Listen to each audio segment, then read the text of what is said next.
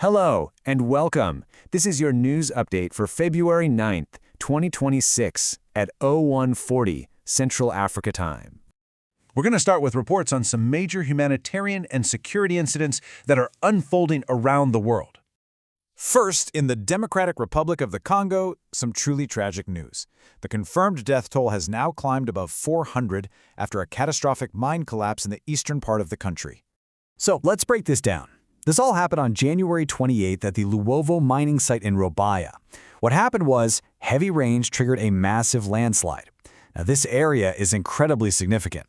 It produces about 15% of the world's coltan, and it's currently controlled by M23 rebels. The victims were mainly what they call artisanal miners, but tragically, children and small traders who work nearby were also caught in the collapse. Now, turning to Nigeria, armed extremists have killed at least 162 people. This was during attacks on two different villages in the western state of Kwara. The villages that were hit were Woro and Nuku.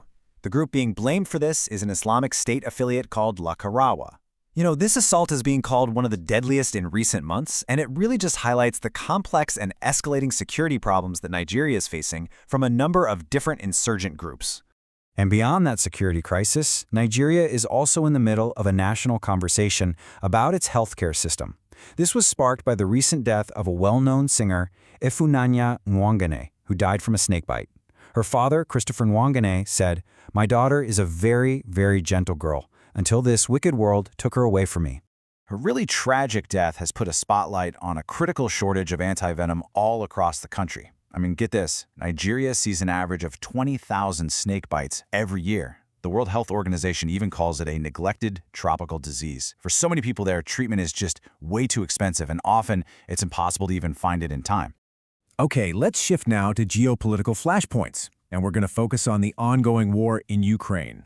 It has been an incredibly volatile week in this conflict. You had these high-stakes peace talks happening in Abu Dhabi, and they were immediately followed by an attack on a top Russian intelligence official, Lieutenant General Vladimir Alexeyev, right in Moscow. And just yesterday, a suspect in that shooting was detained in Dubai.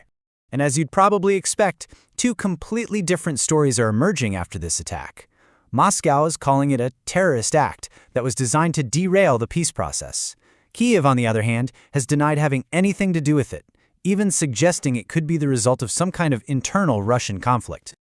Right in the middle of all these events, on February 7th, Ukrainian President Vladimir Zelensky confirmed that the United States has set a June 2026 deadline for a comprehensive peace agreement to be reached between Ukraine and Russia. We're committed to bringing you these concise news summaries, so for continuous updates, we'd really appreciate it if you'd follow our channel. Your support truly helps us continue our work. Now let's cover the results of several key elections that are really reshaping governments all around the globe. So, in Japan, Prime Minister Sanae Takaichi's conservative Liberal Democratic Party has just won a massive landslide victory in a snap general election. They've secured a two-thirds supermajority in the lower house of parliament. This is a huge win. It gives Japan's first female prime minister a really strong mandate to push forward with her Japan First conservative agenda. And that supermajority? It basically clears the path for potential constitutional reforms and other big legislative changes. Over in Europe, voters in Portugal have elected Antonio José Seguro from the Socialist Party as the country's new president. And in Thailand, early results from Sunday's general election are pointing to a victory for the ruling Bumjaithai Party, which is led by Prime Minister Anutin. And in the United Kingdom, there's been a big political development. The Prime Minister's Chief of Staff, Morgan McSweeney, has resigned over his role in the Mandelson affair.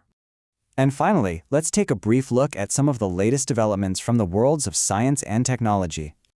This is pretty amazing. On Mars, NASA's Perseverance rover has just hit a major milestone. It successfully completed its first drive using routes that were planned entirely by artificial intelligence. That's a first for planetary exploration. In astronomy, there's a new theory that's challenging what we've assumed for a long time.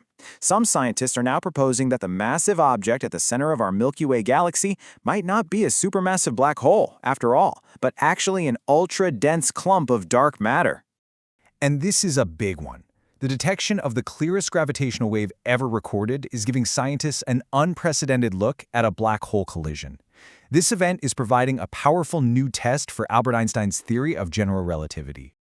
And that concludes this news summary. A further update will follow in 24 hours.